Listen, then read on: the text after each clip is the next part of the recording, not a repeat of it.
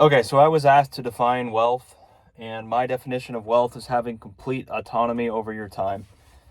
So it's not really a monetary number. If you live in Thailand and you can live the type of life you want to live for $1,000 a month, and you have $300,000 in your retirement, and you don't need to work anymore, then you're pretty wealthy there, right? In the United States, you probably need a lot more than that if you want to have the basic living situation covered and not be living in like a car or a van. But some people are wealthy that live in a van because that's their lifestyle and they don't need much more money, and they can wake up and do whatever they want to do, and they can pay for whatever they need to pay for to survive and still have a high quality of life. So it really varies from person to person. But really, it's the ability to have complete autonomy over your time. Now, that doesn't mean that you won't work, or that you just get to sit on the couch and do whatever you want all day. Some people choose to do that because they can, but some people that are truly wealthy they still want to work. I mean, that's where they get their purpose out of. And even, look at like Elon Musk. He has enough money to do whatever he wants to, but he still chooses to work, right? Because he loves to work. That's his purpose. Um, for me, for example, if I had, if I had enough money to just live comfortably, which for me, I'm not overly, I don't have grand desires of owning like a huge mansion or a supercar or a yacht or a private jet or anything. Um, so for me, it's a lot less money, but it depends on what you want to do. Do you want to just sit on the couch and watch TV, or do you want to travel and spend money and go do different things and see different parts of the world and have different experiences? It's really going to depend on what you want to do.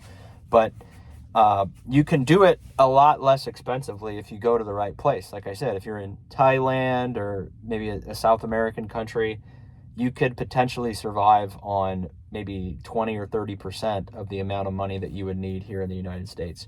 And you could still have a rich lifestyle. You could still travel around. You could eat different food. You could meet different people. You could do different activities for a lot less money. But so there's not really a monetary figure to being wealthy. It's going to depend, on the person.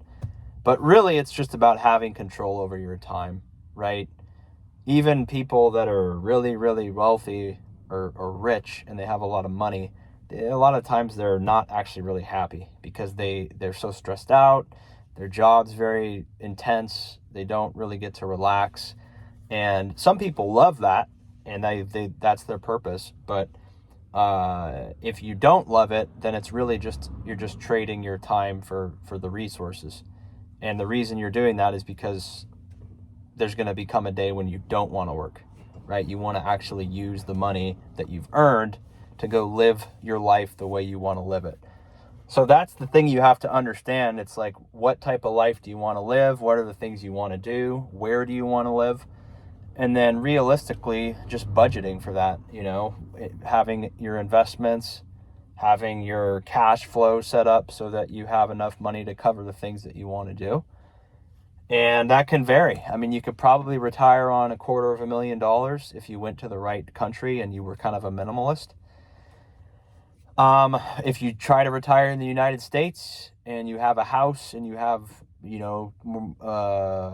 expenses related to home ownership, and you have kids and you have a big car and you have a boat and things like that, you're going to need a lot more money because those things require a lot more maintenance.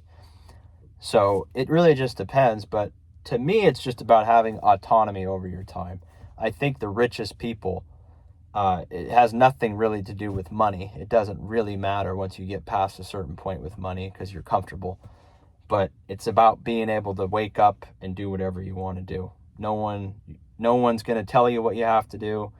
You're not forced to go work 20, 30, 40, 50 hours a week at a job just so that you can pay your bills. And you've set your life up in a way in which you are your master. You can decide what you want to do.